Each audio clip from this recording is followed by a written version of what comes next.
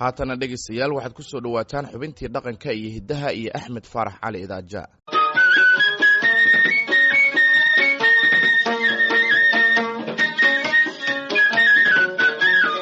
waa barnaamijkii dhaqanka iyo hiddaha ee laanta af Soomaaliga ee VOA-da.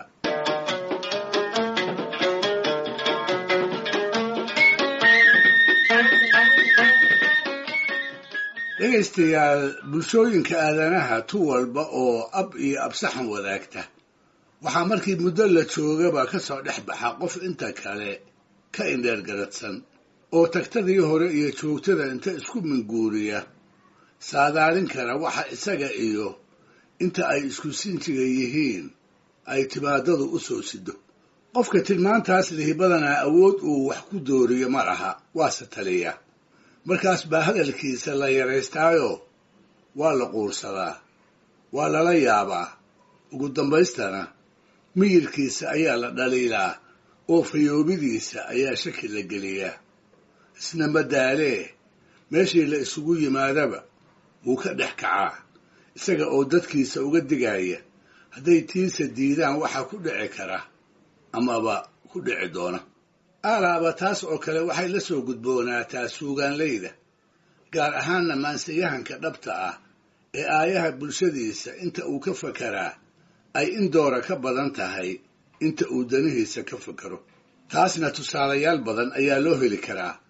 in loo horraysiiyana waxaa u mudan sayid maxamed cabdilla xasan oo soomaalida oo aan dareensanayn gumaysigii dalkeeda ka hantiyey isagu goor hore dareemay kana diriray. waxaa lala garan waayey laguna qoonsaday halkudheggiisii ahaa idinkaa dalkaba lehe dawlad maad u noqotaan ilayn doqoni caraf ma leh dulbaax maxaa ka baylahay.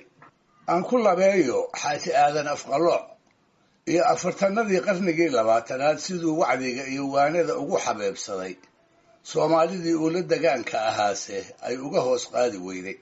wuxuu ahaa markii dambe ninkii inta quusta ka joogsaday oran jiray dafdaf iyo kulayl waxaan la imi dacastay laabtiiye waxyii hadduu idiin soo degoo la idin deeqsiiyo oo nebigii soo daahiraan idin daweeyeene adinkiiyo dinnaduhuba horow dabac xumaateene midna darajo kuma haysataan labada daaroode.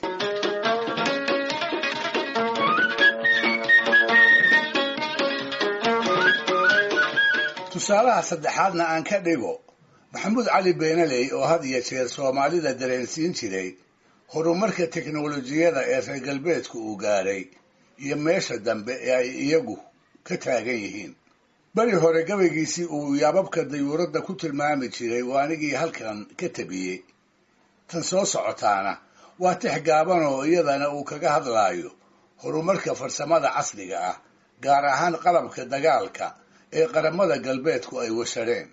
waxay ahayd bartamihii 1930 waagii talyaaniga oo taangiyaal badan ku hubaysnay uu Itoobiya kaga duuli jiray galbeedka iyo dhulkii gabyaaga u degaanka ahaa.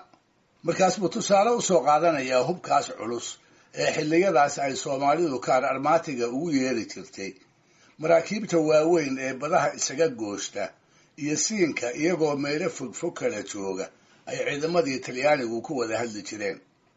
ujeeddadiisu waxay tahay inta ay reer miyiga tahay ee dhaqankii boqolaalka gu ay ku soo jirtay ay qaayibsan tahay in bulshada uu ku abtirsadaa aanay qaramadaas tiigsan karayn.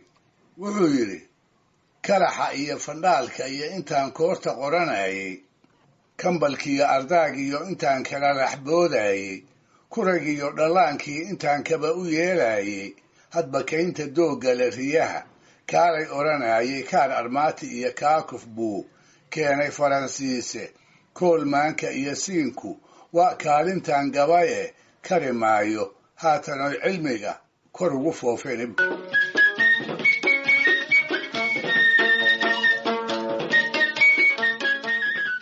tusaalaha afraadi waa maxamed ow cabdi xaashi oo isna ahaa gabyaa isku dayay in bulshadiisa uu ku baraarujiyo shirqoolka gumaystayaashii dhulka soomaalida qabsaday ay u maleegayeen. sida ka muuqata gabay uu tiriyey oo qaybo ka mid ah aan idinka maqashin doonana wuxuu ahaa nin jeerkaas aad uga murugooday ba'ii soomaalida lala maaganaa iyo hurdadii ay ku jirtay oo haba ku jirtee markuu isku dayay inuu ka toosiyo ay dhagaha ka furaysatay kuna dagaashay. gabaygan oo qoonsada dhextaalkiisu yahay wuxuu si gaara ugu soo qaadayaa gumaystayaashu sohdimihii ay u kala samaysanayeen dhulka Soomaaliyeed ee midkood waliba uu qaybta u helay, waana isla arrintii uu Faarax Nuurna ka gabyayay. arar gaaban kadib wuxuu Maxamed Soomaalida uga digayaa waa isku haysataaye inta goori goor tahay haddaysan indhaha kala qaadin in gumaysigu uu dhulkeeda ku ilmo dhali doono, ayna ku dambayn doonto sida ummadaha Aasiya iyo Afrika ee uu ku raagay. wuxuu yidhi, waa tii Suways uu qabsaday qamac dhalaareede wax hortiin sidaa loo qarribay 100 quruumood ee qoonsada halkaa waxa ku jira qabar laxaad weyne. qota iyo taleex baa la sibay qaydkan seeraha sidii qaalmo booliya dhulkii waa la qaybsaday isbaqiil banaysuu u yimid qoortan dooga leh ee wuxuu kuu qabtaba daa ee wuu ku qarayaaye dhuunqooleedkan lay dhigay waddadan lay qoqobadeeyey haddaad uba qushuucdeen baruu qaadan waa imanee qoonsada halkaa waxa ku jira qabar laxaad weyne.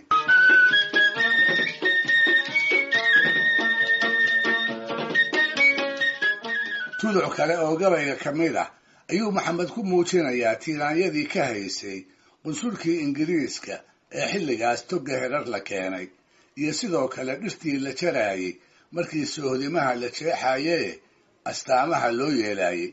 wuxuu isku cilkaambiyayaa 10 isaga ku fakarayay hadday jiri lahaayeen maba jiraane inaan shisheeyuhu dhulka kala qaybsadeen, sohdimana u kala samaysteen, kalana qoqobeen. qunsulkaa la dhigay ceelka herar qiil kalaa xigiye waxba yaanu ii kala qararin qoolashaan dego markuu geed qalloocsamaba waan sii qandhanayaaye qacdan anigu eegaa indhaha qaxar ka duulaaye qayrkay hadday 10 yihiin qodob ma reexeen ee qoonsada halkaa waxa ku jira qabar laxaad weyn. waxaase intaba uga daraa marahaygana gabaygaba ku qasbay dadkii uu islahaa baraaruji oo qiiro geli markay isagii ku soo jeesteen ayna ku yidhaahdeen, war Maxamedow waxa keligaa ku dhibaya ee annaga aana dhibayni maxay yihiin? sohdintan aad ka qaylinaysaana maxerada geelaaga ayay maraysaa, maxaad uga umlaysaa?